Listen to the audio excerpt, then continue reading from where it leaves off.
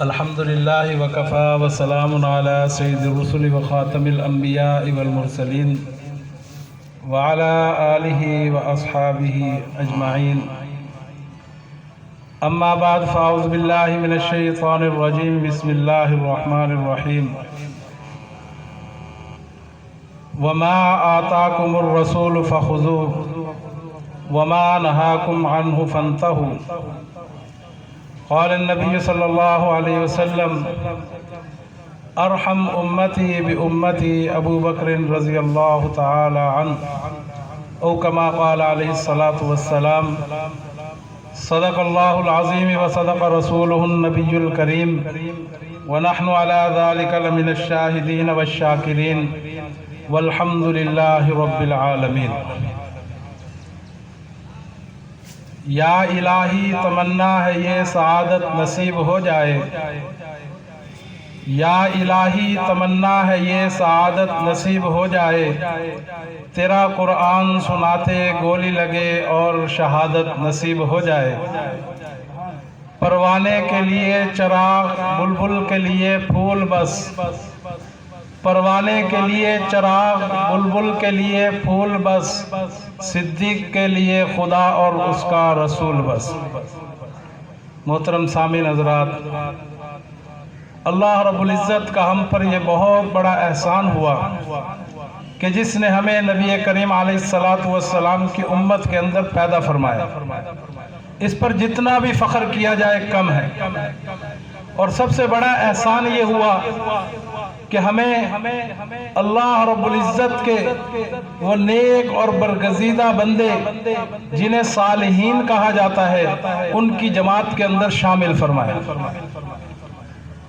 میری مراد مجلس احرار تحفظ ختم نبوت کہ یہ وہ مجلس احرار تحفظ ختم نبوت ہے کہ جس کی بنیاد کو اگر ہم دیکھیں تو سرزمین لدھیانہ سے سب سے پہلے اس ہندوستان کے اندر ختم نبوت کی آواز بلند کرنے والے یہی علماء تھے کہ جنہوں نے انگریز کی سازش کو بے نقاب کیا، جنہوں نے قادیانیوں کو ان کے در سے نکال کر، ان کے گھر سے نکال کر فاتح قادیانیت کا لقب حاصل کیا۔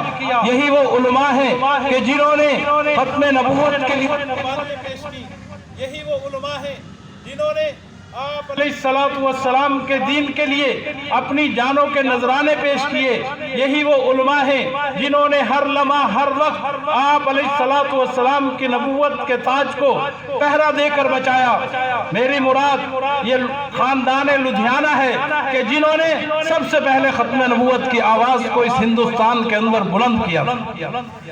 تو میرے دوستو، ہمیں اس بات پر فخر ہے کہ اللہ رب العزت نے اپنے نبی کی ختم نبوت کا تحفظ، اس کا پہرے دار ہمیں بنایا کہ دنیا کے اندر آپ دیکھیں کہ ہر چیز اس کائنات کی رب تعالیٰ کی حمد و ثنا کے اندر موجود ہے کہ سب اللہ رب العزت کی حمد و ثنا بیان کر رہے ہیں، لیکن اگر ہم دیکھیں تو انسانیت کے اندر وہ انسان کہلانے کا حقدار ہے کہ جو نبوت کا پہرے دار ہے۔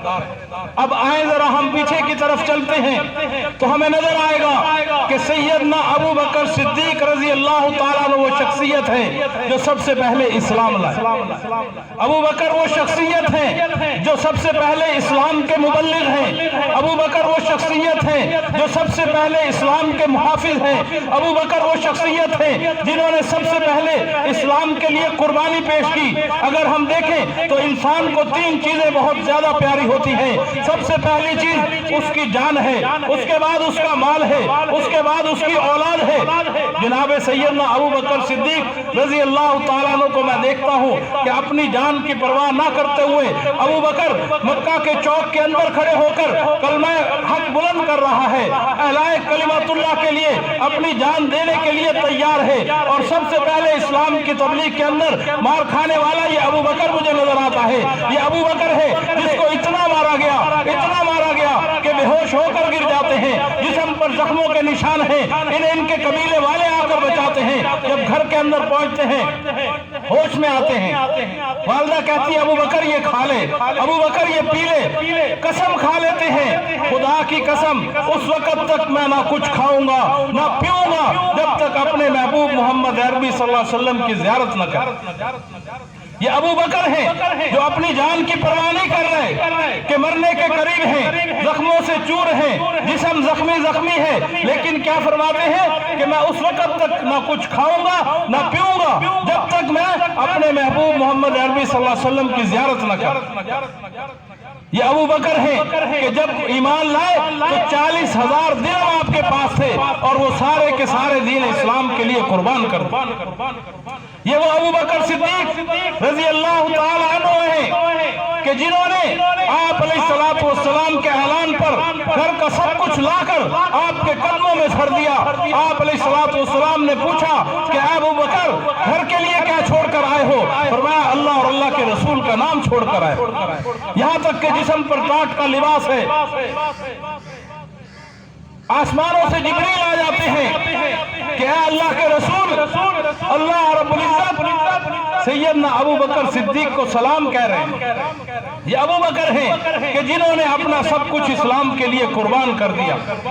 تیسری چیز اولاد ہے کہ آج ہم دیکھتے ہیں اپنی بچوں کا رشتہ ایسی جگہ کرتے ہیں کہ جو گھرانہ ہمیں شریف نظر آتا ہے، اپنی بچوں کا رشتہ ایسی جگہ کرتے ہیں جو گھرانہ کچھ مالدار نظر آتا ہے۔ قربان جاؤں ابو بکر صدیق رضی اللہ تعالیٰ عنہ کے کہ اپنی بیٹی کو نبی کریم علیہ السلام کے رشتے کے لیے بھی قربان کر۔ یہ ابو بکر ہیں جنہوں نے اپنی جان مال اولاد نبی کریم علیہ السلام کے لیے قربان کر۔ پھر آخر میں ہم دیکھتے ہیں کہ ابو بکر صدیق ہیں کہ آپ کے وصال کے بعد پہلا نمبر آپ کو ملتا ہے کہ آپ علیہ السلام بیماری کی حالت میں حکم دیتے ہیں ابو بکر سے کہو نماز پڑھائے۔ سیدنا عائشہ فرماتی ہیں کہ وہ دل کے نرم ہیں، وہ اس طرف نہیں آئیں گے۔ فرمایا ابو بکر سے کہو نماز پڑھائیں۔ 17 نمازیں سیدنا ابو بکر صدیق رضی اللہ تعالیٰ عنہ نے آپ کے دور کے اندر پڑھائیں۔ پھر اس کے بعد مصلی کا حق کسے ملا؟ سیدنا ابو بکر صدیق رضی اللہ تعالیٰ عنہ کہ امت نے دیکھا، صحابہ کرام اجمعین نے دیکھا کہ جب آپ علیہ السلام نے ہمارے دین کا امام ابو بکر کو بنایا ہے تو پھر خلیفہ بھی ابو بکر کو ہونا چاہیے۔ تو پہلا خلیفہ جو ہے اسلام کے اندر وہ سیدنا ابو بکر صدیق رضی اللہ تعالیٰ کو بنائے گا۔ ہم دیکھتے ہیں سیدنا علی کرم اللہ بھی موجود ہیں، سیدنا حسن و حسین بھی موجود ہیں، تمام صحابہ کرام اجمعین سیدنا ابو بکر صدیق رضی اللہ تعالیٰ کے ہاتھ پر بیعت کرتے ہیں۔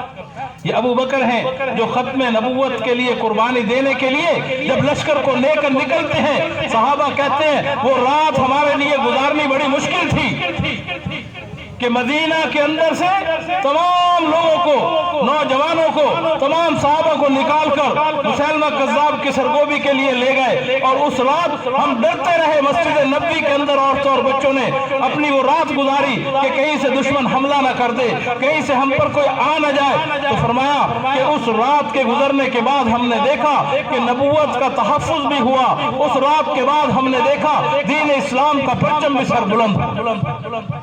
تو اللہ رب العزت سے دعا ہے اللہ ہمیں سیدنا ابو بکر صدیق رضی اللہ تعالیٰ عنہ کے نقش قدم پر چلنے کی توفیق عطا فرمائے۔ وما علینا الا البلاغ۔